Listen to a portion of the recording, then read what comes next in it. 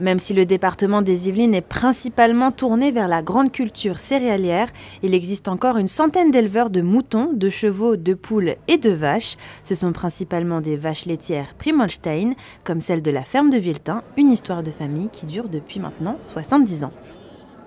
Benoît Dupré, bonjour. Bonjour. Alors vous êtes le directeur et le propriétaire de la ferme de Viltin qui est située sur le plateau de Saclay.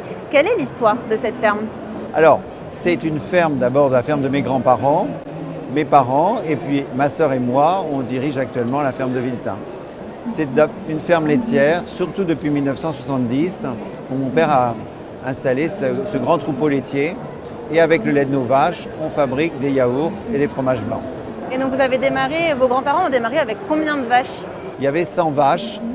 Et maintenant, depuis 1970, on a 300 vaches laitières en production. Et donc c'est une vache laitière, la Primohlstein.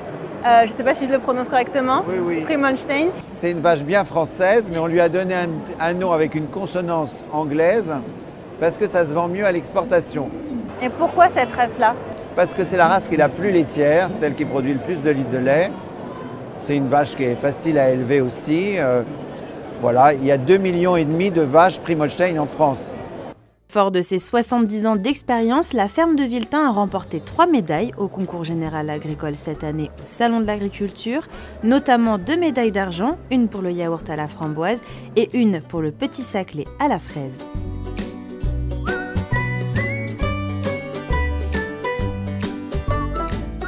Le mouton mérinos, oui, il est emblématique des Yvelines, hein, puisqu'il est arrivé en 1786, un troupeau que Louis XVI a acheté à son cousin Charles III d'Espagne, donc roi d'Espagne, pour essayer de régler les problèmes de déficit lainier que la France connaissait à cette époque. En élevage traditionnel, pour un troupeau de 150 brebis, il suffit de 4 ou 5 béliers. Parce que les béliers sont capables de s'accoupler avec un grand nombre de brebis. Mais pour gérer les accouplements individuels, on a besoin d'un nombre très important de brebis, puisque chaque brebis et chaque bélier du troupeau sont accouplés en fonction de la compatibilité de leurs arbres généalogiques.